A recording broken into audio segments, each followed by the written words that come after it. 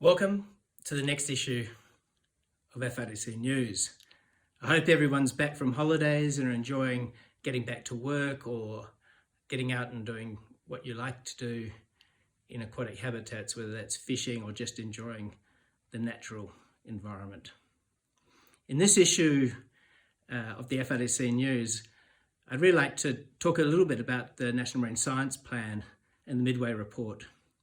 This has been a very important report for us in the marine science community to tell us how the first 5 years of the National Marine Science Plan has performed.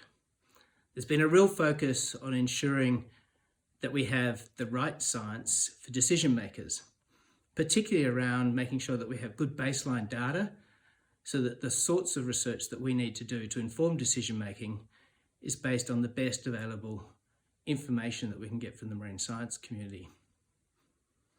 As part of that, you probably have read recently about the return voyage of the Noneema, which is the first voyage to Antarctic for Australia's new icebreaker.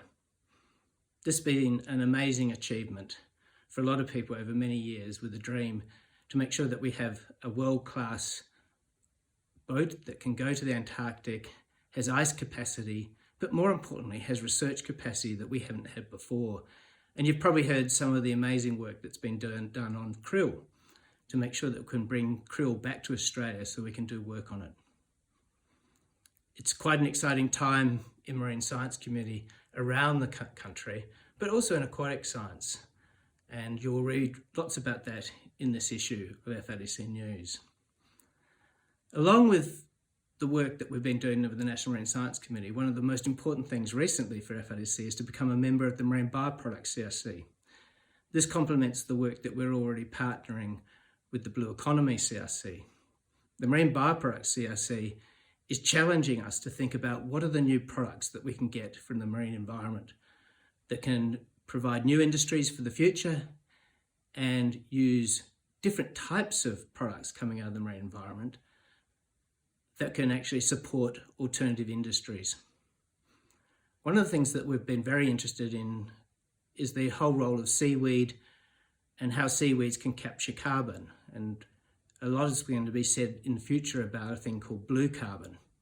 Now, blue carbon comes in many formats where carbon is sequestered into marine environments or aquatic habitats, whether that's seagrass, mangroves, kelps, or estuaries.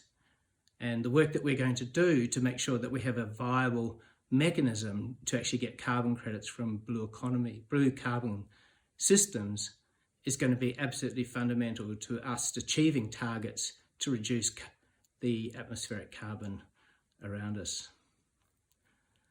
It's no surprise then that I'm going to tell you a little bit about wetlands, because it was International Wetland Day the other day, and wetlands are incredibly important. We have amazing citizen science and community programs around wetlands around Australia.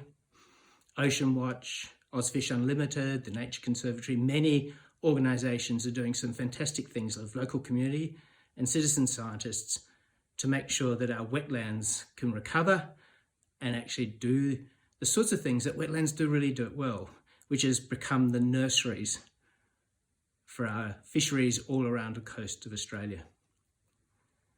In addition to the International Day of Wetlands, we've got in a few weeks' time the International Day of Women and Girls in Science on the 11th of February.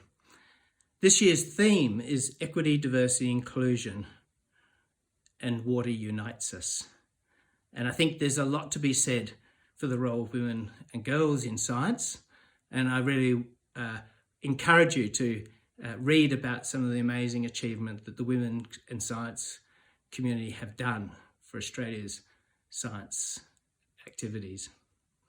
While I'm just recognising a few things, I just want to make a shout out to Matt Hansen, who was recently recognised in the Australia Day Honours for the work he's been doing in habitat and habitat recovery around the Dubbo area and other parts of the Murray-Darling Basin. Well done, Matt. And I know, Matt, you've been supported by a great team, so congratulations.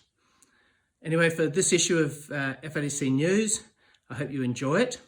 I also hope that if you've got any ideas or thoughts about articles or information that you'd like us to focus in future issues, you'll let us know. Keep well. All for now. Bye.